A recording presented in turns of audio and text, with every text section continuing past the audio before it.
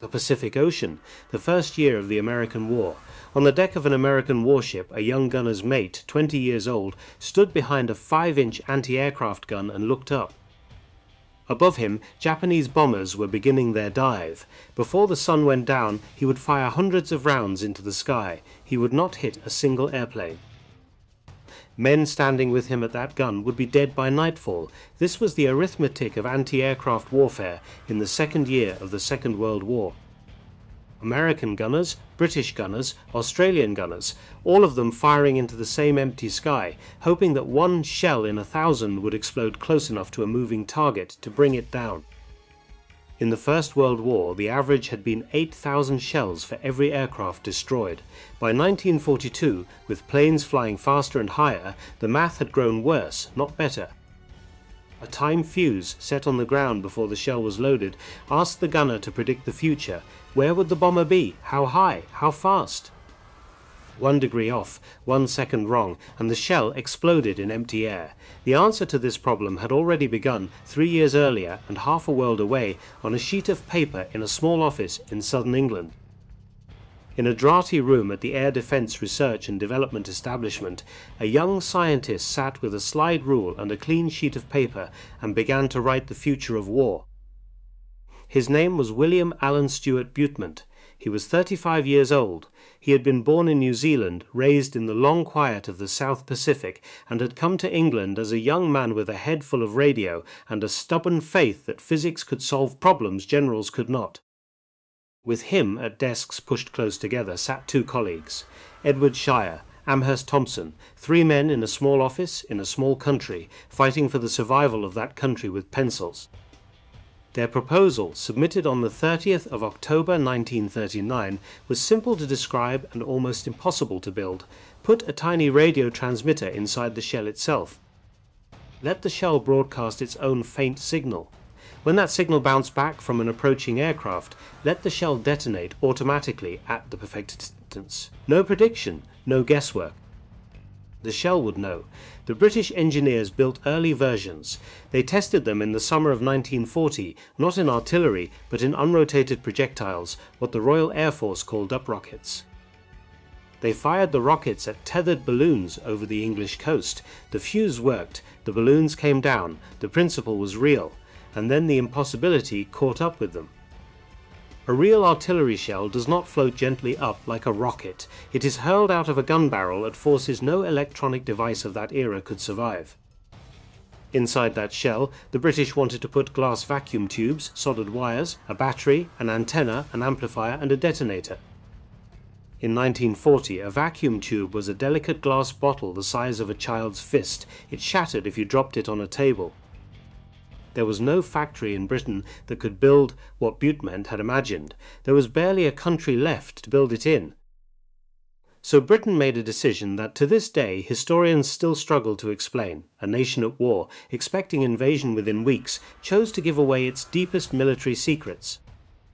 On the 6th of September 1940, the Canadian Pacific liner Duchess of Richmond docked at Halifax, Nova Scotia.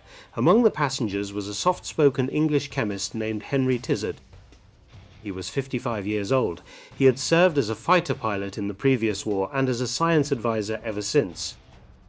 With him, locked in a black metal trunk, was the black box. Inside the black box was almost everything Britain knew: the plans for the cavity magnetron, the heart of microwave radar, the blueprints for the Whittlejet engine, designs for new explosives, documents on chemical weapons, and in a thin folder near the bottom the unsolved puzzle of WAS. Butemant and a radio fuse that could not yet be built.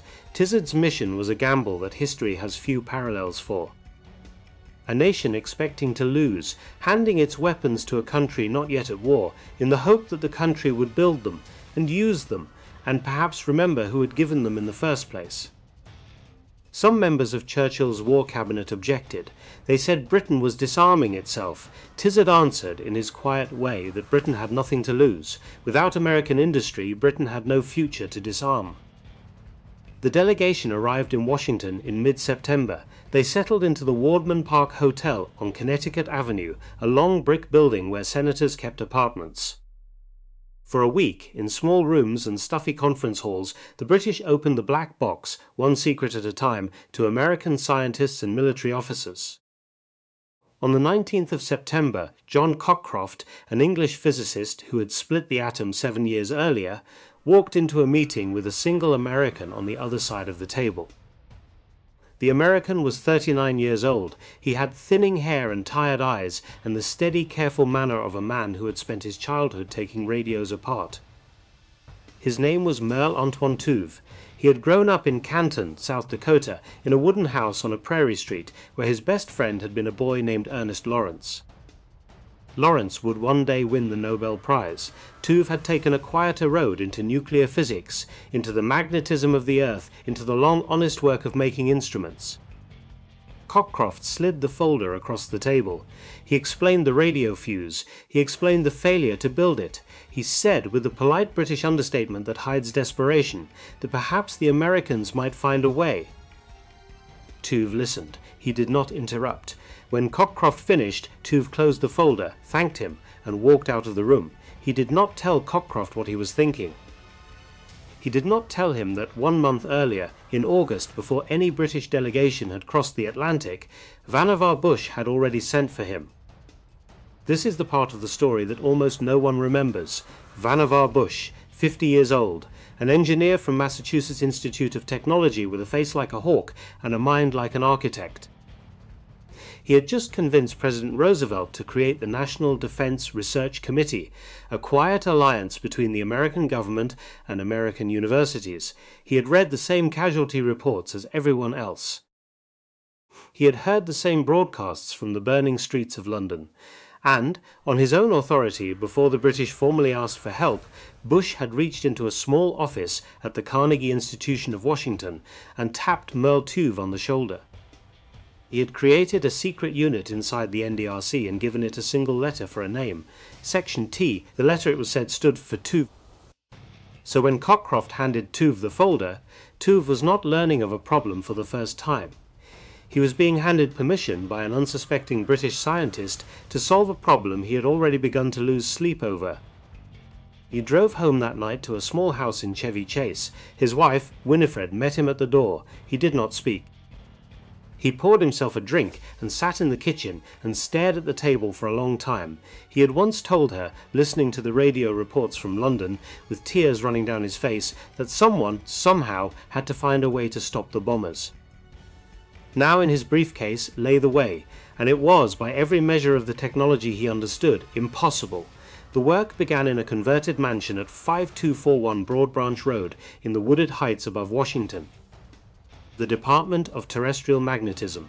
Tuve assembled a team that would have impressed any Nobel committee. Richard Roberts, nuclear physicist; Henry Fort, acoustics expert; Robert Broad, cosmic rays; Lawrence Hafstad; Lloyd Berkner, and, almost as an afterthought, a quiet young man from a farm in Iowa, 26 years old, with thick glasses and a knack for building things that should not work. His name was James Van Allen. Tuve also needed a uniformed officer to walk the project through the closed corridors of the Navy. He found one in a tall, soft-spoken Navy commander named William Sterling Parsons, an ordnance specialist who would later become one of the most quietly important men of the entire American war. Parsons would carry the project's secrets between Washington and the fleet for the next 4 years. Where his story finally led, none of the men in the room could have imagined. Van Allen drew the worst job. He was told to make a vacuum tube that could survive being fired from a gun.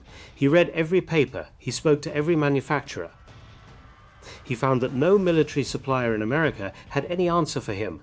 The tubes shattered at 100 times the force of gravity. He needed 200 times more than that. And then someone, in a corridor conversation that history did not bother to write down, mentioned a small company in Newton, Massachusetts, that made tiny vacuum tubes for hearing aids. The company was called Raytheon. The tubes were the size of a thimble. They were not designed to win wars. They were designed to help old men on the porches of small American towns listen to their grandchildren. Van Allen went to Newton. He sat with the engineers. He learned how they wound the filaments, how they sealed the glass, how they made the components small enough to disappear inside a human ear. And then, slowly, through 1941, he began to make those same tubes tougher. He built rigid internal frames, he shortened delicate wires. He added a small device that he himself nicknamed the mousetrap, a spring-loaded mechanism that locked the filaments still during the violence of the firing, and then released them in mid-flight for the millisecond they were needed. The patent for the mousetrap would be filed in January 1942. It would remain classified for 5 years after the war ended.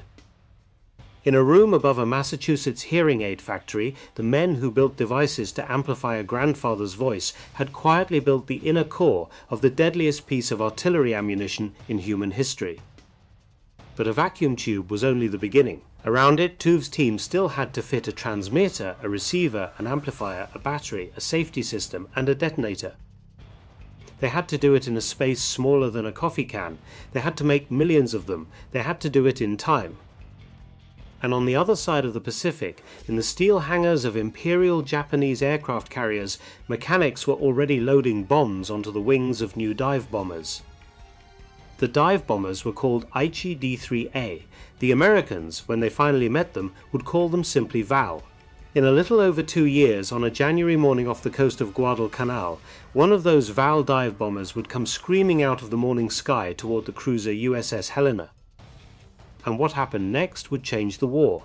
Silver Spring, Maryland, March 1942. The building at 8621 Georgia Avenue still smelled of motor oil and burnt rubber. Until a few weeks earlier, it had been a Chevrolet dealership. Now, the showroom windows were papered over with brown paper. Soldiers in plain clothes stood at the doors.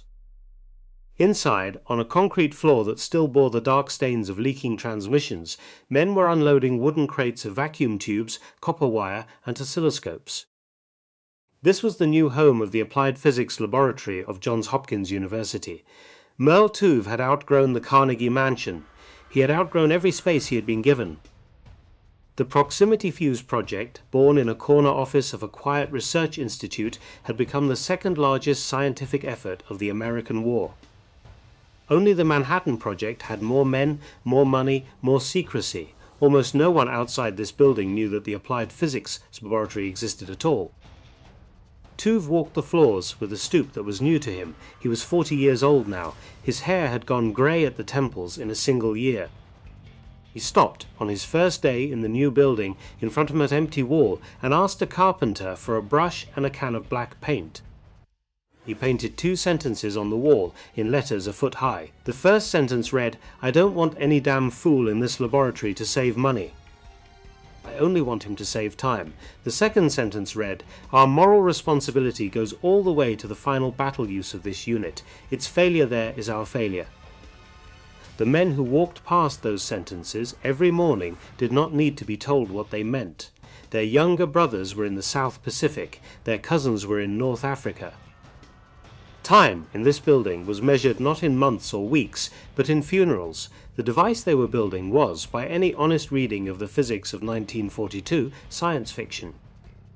Inside a steel tube 5 inches long and 2 inches wide, they had to fit a complete radar system, a transmitter, a receiver, an amplifier, a battery that could not yet exist. 4 vacuum tubes of a kind no factory in America had ever made in quantity, 130 separate electronic components, and a small explosive cap called a thyrotron that would trigger the main charge when the shell passed within 70 feet of an enemy aircraft. The metal skin of the shell itself became the antenna, a continuous radio wave broadcast at frequencies between 180 and 220 MHz streamed out from the spinning shell as it climbed toward the sky. When the wave struck an airplane, it reflected. The reflected wave returned to the shell, slightly shifted in frequency by the motion of the target, and the shell heard itself. When the echo grew strong enough, the shell understood what that meant, and the shell fired. The men in Silver Spring called it the Variable Time Fuse, or simply the VT Fuze. The name had been chosen deliberately by a Navy captain named Shoemaker to be as boring and as misleading as possible. There was nothing variable about its time. It had no time at all. It thought. To protect the secret, even the men who built it were rarely told what it was for. A young engineer who designed the safety arming mechanism never saw the inside of the assembly hall. A woman who soldered the antenna coils was told she was making radio parts for aircraft.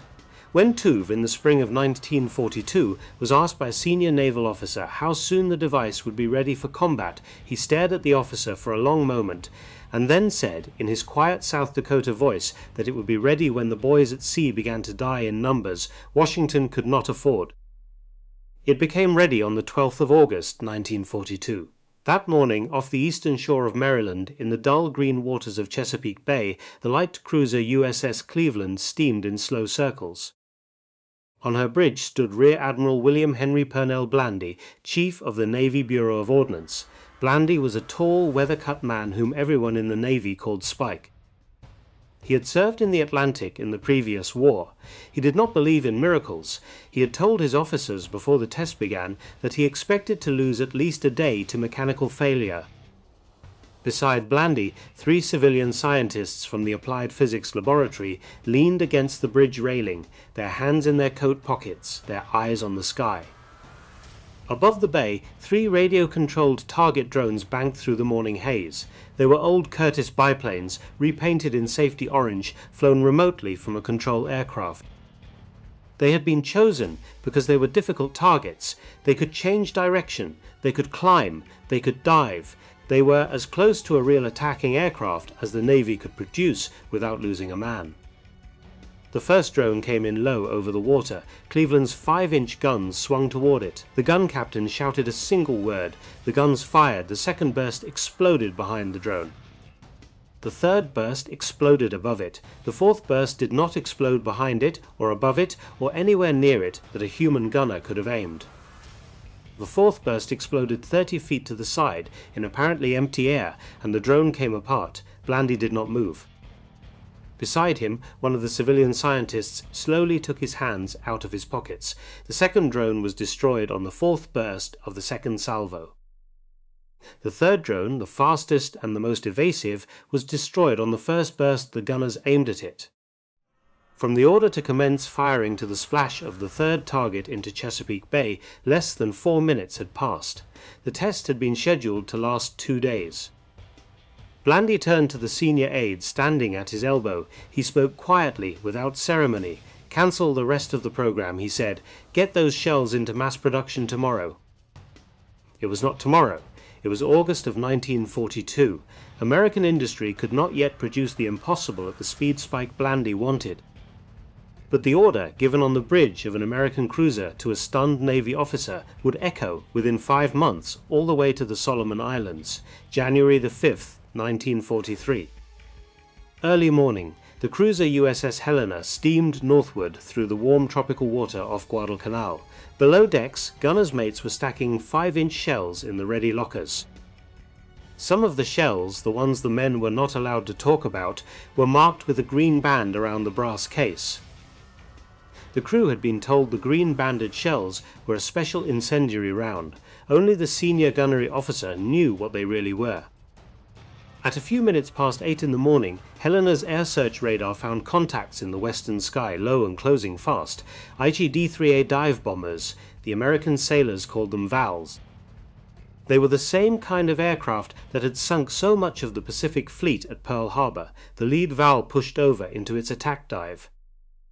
Below it, Helena's after 5-inch battery turned, locked on, and began to fire. The first salvo did nothing. The shells passed near the VAL. They did not explode.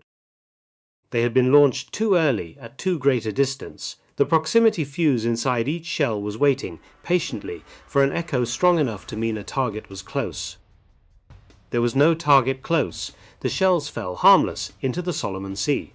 The second salvo climbed. At a range of 5,000 yards, at an altitude of 11,000 feet, one of the shells in the second salvo passed within 60 feet of the lead VAL. It detonated. There was no direct hit. There did not need to be. The shell exploded above and slightly behind the aircraft, throwing several hundred steel fragments outward in a perfect sphere. The wing of the VAL sheared off cleanly, as if cut by a wire. The fuselage rolled slowly and began to fall. On the deck, a gunner's mate later said that he could not believe what he had just watched. They had not hit the plane. They had not aimed to hit the plane. They had only aimed near it, and the plane had come apart. A second Val was killed 2 minutes later by a shell that exploded 40 feet below its belly and drove fragments upward into its fuel tank. The remaining 2 dive bombers broke off the attack and ran for the horizon.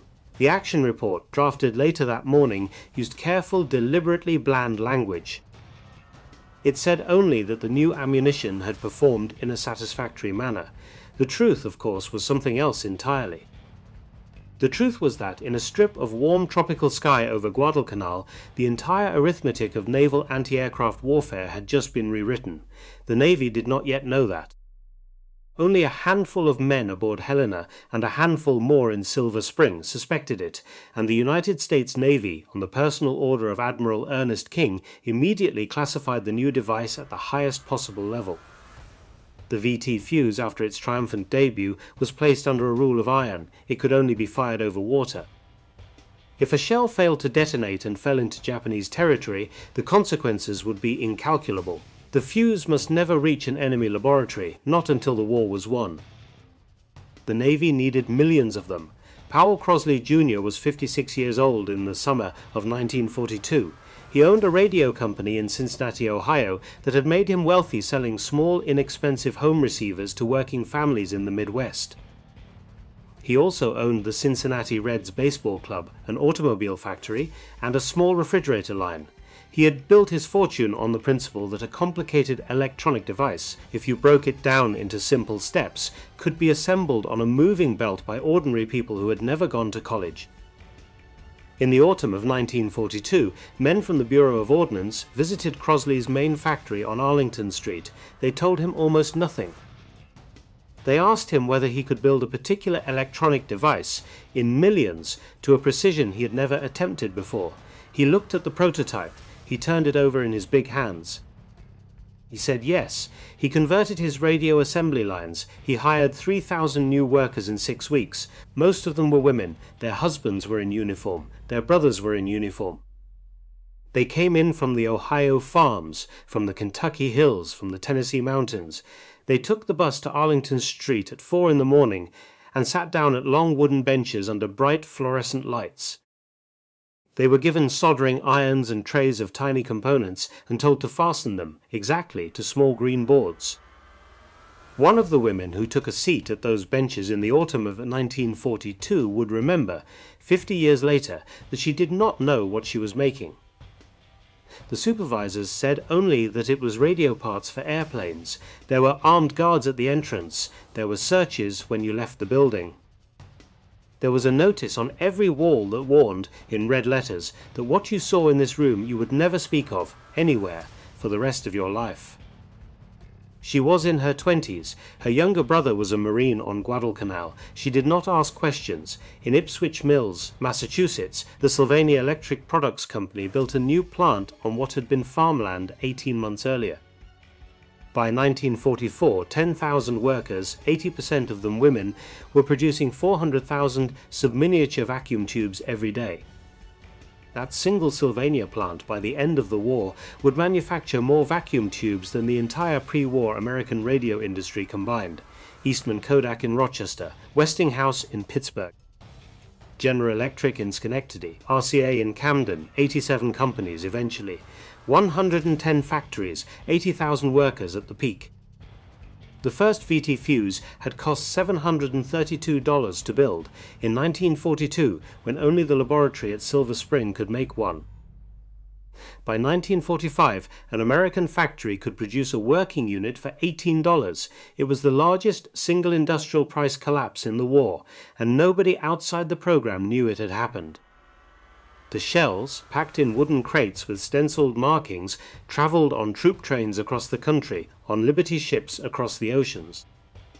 The crews who loaded them at Norfolk and at San Francisco never asked what was inside. They had been told not to. And then, in the spring of 1944, the rule of iron broke. The morning of the 13th of June, 1944, London, a week after the landings in Normandy. The city was tired. The city was hopeful. The city had begun to believe, for the first time in 4 years, that the war was ending. At 4 in the morning, a strange droning sound passed over the east end. It was a hard mechanical sound, like a motorcycle without a muffler. It cut off abruptly over a neighbourhood called Bethnal Green. A long silence followed, and then in Grove Road a railway bridge collapsed in fire. 6 people died in that first explosion. Most of them were women and children, sleeping in the small brick houses beside the railway viaduct. London woke that morning to a new word, but no one yet knew what to call the weapon that had killed them. Hitler had a name. He called it Vergeltungswaffe, vengeance weapon.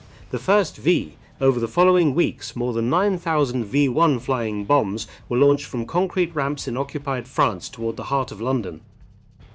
They flew at 400 miles per hour, just below the cloud's ceiling, on a single ton of explosives and a single tank of fuel. When the fuel ran out, the motor cut off. The bomb fell. Wherever the bomb fell, a city block ceased to exist. The British anti-aircraft gunners did what they had always done. They fired upward with conventional time-fused shells. They missed almost every target. In the first week of the VE1 campaign, only 24% of the flying bombs aimed at London were destroyed before they reached the city. In a quiet office in Whitehall, an old man with a heavy cigar made a decision he had been postponing for a year. Winston Churchill had known about the VT Fuze since the Tizard mission. He had been warned repeatedly by his intelligence chiefs that the fuse must never be used over land. The risk of a dud falling into German hands was, they said, intolerable. On the 12th of June, one day before the V1 campaign began, Churchill overruled them. The fuses would be released immediately for the defence of London. General Sir Frederick Pyle, the commander of Anti-Aircraft Command, was 60 years old and had been begging for the order for 2 years. Within 10 days of receiving it, he had ordered the most extraordinary logistical relocation of the entire British war. 500 heavy anti-aircraft guns, with their ammunition trains, their radar trucks, their generators, their barracks, and their kitchens, were physically lifted from positions all around London and moved by night to a long thin belt of farmland along the coast of Kent. The diver belt, the British called it. From the new gun positions, the coast of France was visible on a clear day. The V1s came in straight, predictable, fast, and low. The British gunners had 3 new American gifts waiting for them: the SCR-584 radar, which could track a single small object at 50 miles. The Bell Laboratories M9 gun director, an electromechanical computer the size of a wardrobe that calculated firing solutions in real time, and, in the magazines of every gun, shells with green bands. In the first week of the new system, the kill rate jumped from 24% to 46%, in the second week 67%, in the third week 79%. On the 28th of August, 1944-97 V1 flying bombs crossed the English Channel toward London. The radar tracked them in. The guns of the diver belt opened fire. The shells climbed into the sky on long red arcs and exploded near the buzz bombs, and the buzz bombs fell, one after another, into the sea, into the fields, into the marshes of Kent. Of the 97, only 10 reached London. The rest were destroyed by guns, by fighters, and by the barrage balloons strung along the south coast. Hundreds of lives, on the ordinary scale of the V1 offensive, were saved in a single morning. Across the Channel, in a concrete bunker outside Calais, the German colonel commanding the V1 launch regiment, Max Wachtel, watched his missiles disappear, one after another, from the radar plots his observers brought him each morning. His missiles were the same, his pilots were the same, his launch crews were the same. Something on the English side had changed in the night. He did not know what it was. He would not learn what it was until after the war was over, and on the other side of the world, half the world away, a second weapon was about to confront the VT Fuze and find no answer at all. The Marianas Turkey Shoot, the American pilots would call it, later, when they were old men. The Battle of the Philippine Sea, the historians would write, June the 19th and 20th, 1944. The Japanese Empire threw 423 carrier-based aircraft at the American fleet supporting the invasion of Saipan. They lost 315 of them in a single day. Lieutenant James Van Allen, the same young man from Iowa who had built the impossible vacuum tubes, stood on the flag bridge of the battleship USS Washington and watched his work fight. He had insisted, against the wishes of his superiors at the Applied Physics Laboratory, on a combat commission. He had said, in writing, that he could not bear to make a weapon and then not see it used. He was now 29 years old. He stood in his khaki shirt with binoculars to his eyes and watched Japanese pilots, brave men, men who deserved to live, die in the air at distances they could not understand. A Mitsubishi Zero, diving at the South Dakota 1,000 yards off Washington's beam, simply disassembled in flight. Its wings parted from its fuselage. The pilot tumbled into open sky. The 5-inch guns had not hit him. A shell had only passed within 50 feet of his canopy. Van Allen later wrote a letter to his wife. He did not tell her where he was or what he had seen. He told her only that the work had been worth doing. He told her that he had watched the lives of American boys be saved in real time by something he had touched with his own hands. He never wrote anything else like that letter again for the rest of the war. By the end of June 1944, Japan had lost the last of its trained carrier aviators. The Imperial Navy understood, in a way the Imperial Army did not, that it had been beaten not by American courage but by American physics. And in October of that year, in a wooden building at a place called Mabalakat, on the island of Luzon, a vice admiral named Takijiro Onishi assembled his remaining pilots in a quiet room and asked them, in the most polite possible Japanese, whether they would be willing to fly their aircraft directly into the decks of American ships. The pilots stood, the pilots bowed. The Kamikaze was not, as the comic books would later say, an outpouring of fanatical madness. It was a precise tactical answer to a precise tactical problem. A Japanese aircraft that tried to release its bomb and escape would now be destroyed in mid-air by the VT Fuze in 98 cases out of every 100. A Japanese aircraft that did not try to escape, that simply aimed itself at an American ship and accepted death, could not be stopped by the same weapon. A burning plane, already a wreck, still carried momentum. Momentum was indifferent to physics. On the 25th of October 1944, off the coast of the Philippines, a Zero fighter, already trailing smoke from American anti-aircraft fire, completed a long shallow dive into the wooden flight deck of the escort carrier USS St. Lo, the bomb under the Zero's belly detonated in the hangar. Torpedoes stacked there cooked off, one after another. The St. Lo rolled over and sank in 30 minutes. She was the first American warship in history to be deliberately destroyed by a man flying his own coffin. A new chapter of the Pacific War had begun. And the Proximity Fuze, the weapon that had brought it about, would have to be remade in the months that followed into the only weapon capable of stopping the very enemy it had created. That story would reach its climax the following May on a small destroyer named the USS Hugh W. Hadley, under the command of a man named Mulani, on a lonely picket station 50 miles north of an island called Okinawa, where the sky for 95 minutes would be full of nothing but burning Japanese airplanes and the unceasing thunder of American 5-inch guns.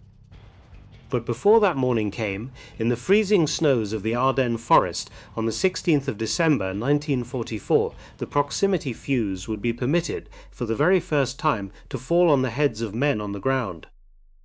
The Ardennes forest, December the 16th, 1944, 5:30 in the morning. Snow lay deep among the pines. Fog had come down in the night so thick that a man standing on the road could not see his own boots.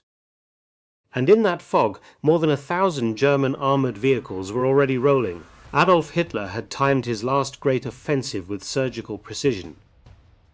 He had waited for weather that would ground the American Air Force. He had waited for the moment the Allied line was thinnest, weakest, most surprised. On a front of 80 miles, through gaps in the American defense held by men exhausted from 4 months of fighting, the German 6th Panzer Army and 5th Panzer Army poured westward toward the Meuse River. Their orders were to split the British and American armies, to capture Antwerp and to win, in one last violent spasm, a war the Wehrmacht had already lost. What Hitler did not know, what he could not have known, was that for weeks the American Joint Chiefs of Staff had been quietly arguing in a wood-panelled office in Washington about whether to release the most secret artillery shell of the war for use on the European mainland. The Bureau of Ordnance, the Army Field Artillery, and the office of General Dwight Eisenhower had spent the autumn going back and forth. The Navy had been firing the fuse over water for almost 2 years without a single intact dud reaching enemy hands. The defence of London had used it over English ground. The defence of Antwerp harbour, beginning in October, had used it against the V1, but to fire it from a field gun, in the mud and the snow, over the heads of German soldiers was to invite catastrophe.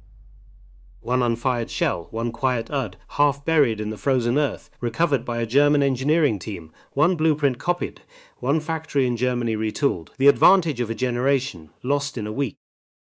Eisenhower had decided in the autumn the shells would be released across the European theatre on the 25th of December 1944. The Battle of the Bulge moved the calendar forward. Within 4 days of the German attack, with American divisions being chewed apart in the snow, the order was sent across the radio: fire what you have, fire all of it. Fire it now. A platoon of German infantry from the 12th SS Panzer Division advanced across an open meadow near the village of Hofen at first light on the 23rd of December. They had been told to seize a small ridge held by an American cavalry squadron. They expected, as they had always expected, that they would lose some men to American artillery as they crossed the open ground. They knew the rhythm of it. They knew how to read the whistle of an incoming shell. They knew how deep to dig their foxholes. They had survived Russia, Normandy, the Falaise Pocket, and the long retreat across France. They were veterans. The first American shell, fired by a 155mm howitzer 6 miles behind the ridge, did not bury itself in the snow with a dull thump as the Germans expected. It exploded 30 feet above their heads. There was no warning. There was no whistle. The first thing the Germans heard was the airburst itself. And the lethal cone of steel fragments did not spread outward as a normal shell did. It rained down vertically on top of them. Foxholes offered no protection. Trenches offered no protection. The trees they had been about to reach offered no protection, because when they reached the trees, the shells followed them and exploded in the branches, and the branches themselves became weapons. A Wehrmacht intelligence officer, debriefing survivors in the days that followed, listened to men who had served in the worst battles of the Eastern Front and who now could not speak in complete sentences. They kept repeating the same 3 German words: Die Luft tötet, the air kills. On the 29th of December, General George Patton, commanding the United States Third Army, sat down in a farmhouse near Luxembourg City and wrote a letter to the War Department. Patton was 5 or 9 years old. He did not write letters often. He preferred to shout, but on that afternoon, in the warm yellow light of an oil lamp, he wrote in his own hand that the new shell with the funny fuse was the most marvellous thing he had ever seen.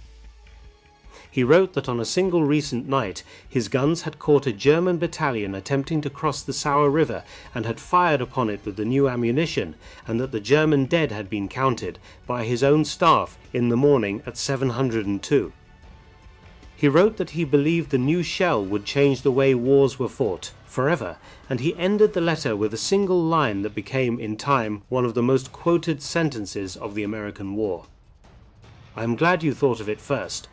What Patton did not know, what no one on the Allied side would know until the spring, was that hundreds of unfired American VT Fuses were lying, at that very moment, in the abandoned snowdrifts of the Ardennes, in captured ammunition dumps, in shell cases the Germans had hauled to the rear for analysis.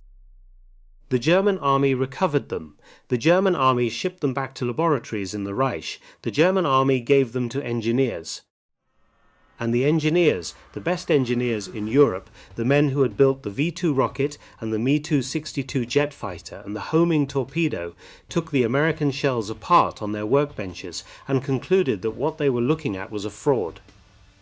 This is the most painful chapter in the history of German wartime science. A senior technical committee was assembled in Berlin in January 1945 to examine the captured American fuses. They opened the steel casings.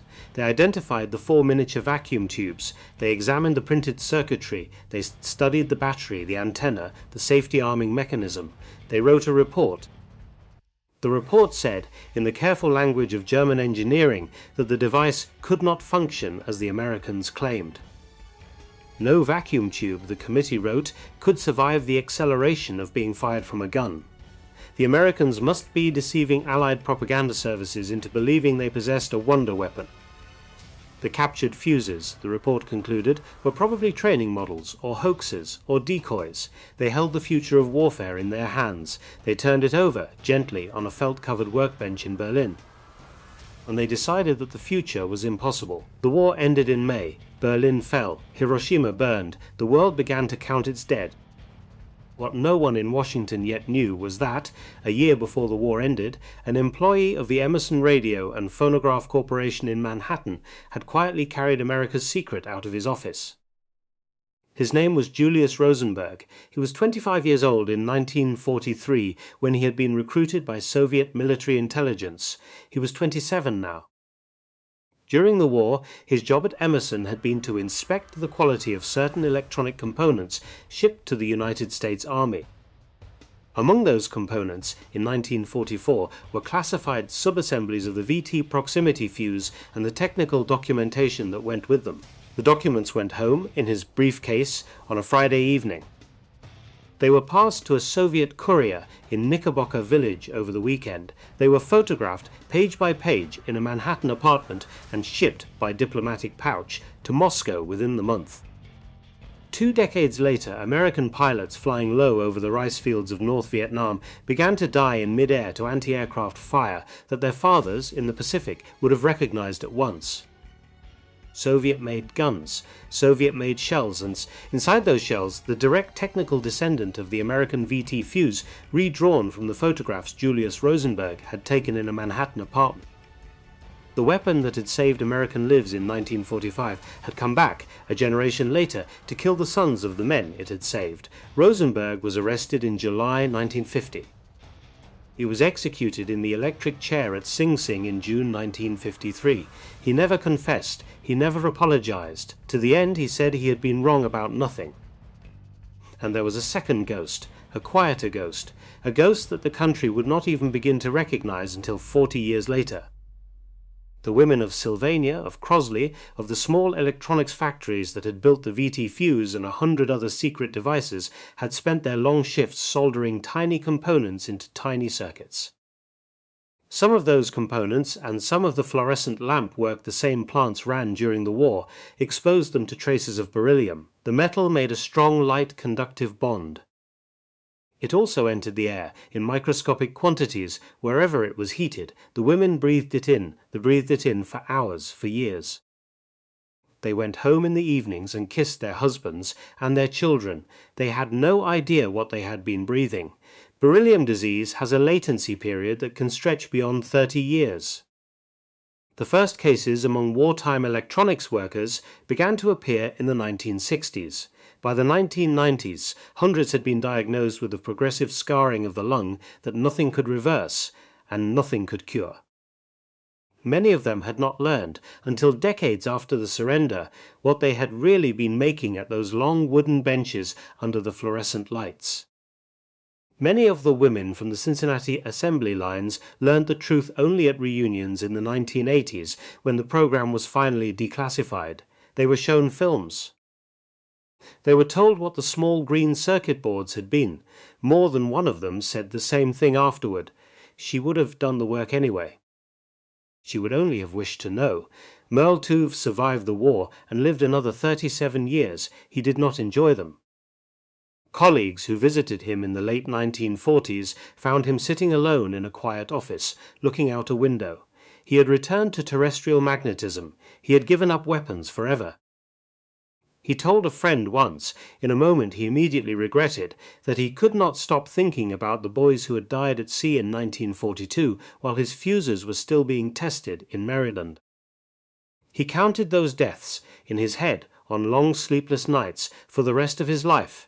James Van Allen took the techniques he had developed in 1941 for protecting a vacuum tube against 20,000 times the force of gravity, and he applied them, in 1958, to scientific instruments aboard a small rocket called Explorer 1. The instruments, riding on Van Allen's old shock-resistant principles, survived the launch and detected something that no one had known existed. 2 great rings of charged particles, trapped by the magnetic field of the Earth. They are called the Van Allen radiation belts. They will carry his name for as long as humans look up at the sky. Captain William Sterling Parsons, the naval liaison to Section T, walked through the doors of the Applied Physics Laboratory for the last time in early 1945. He had been reassigned. He flew west across the Pacific to a small dusty airfield on the island of Tinian. On the morning of the 6th of August 1945, in the cramped bomb bay of a B-29 called the Enola Gay, Parsons, lying on his stomach in a metal compartment in the freezing thin air at 30,000 feet, completed the final arming of the atomic bomb called Little Boy. He inserted the gunpowder charges and the detonator caps with his bare hands. 40 minutes later, the bomb fell on Hiroshima. It is a strange and difficult truth that the same man set the fuse on America's most secret weapon and on America's most famous one. Few people in the country have heard his name. The Applied Physics Laboratory in the converted Chevrolet dealership on Georgia Avenue never closed. It grew. It became, in the 70 years after the war, one of the largest military and space research institutions in the United States. It built the guidance systems for the Polaris missile. It built the instruments for the Voyager spacecraft. It is still there. And the Proximity Fuze itself did not die at the end of the war. It became, instead, the parent of every smart weapon that followed. The radar-guided missile, the laser-guided bomb, the drone in the sky over a desert city. They all trace their lineage back to a converted Chevrolet showroom in Silver Spring, Maryland, and to a tired man from South Dakota who painted, on a wall, the words "save time, not money." It was the first weapon in history that could think for itself. It is possible to argue, as some historians have argued, that the VT Fuze was the second most important secret weapon of the Second World War. Only the atomic bomb killed more decisively, but the atomic bomb fell twice. The VT Fuze fired 22 million times. It saved London from the flying bomb. It saved the American fleet at Okinawa. It broke the back of the German offensive in the Ardennes. It changed, forever, what it meant to fight a war. And it was built in factories full of women who never knew what they were making, by a country that had not yet learned to be afraid of its own genius.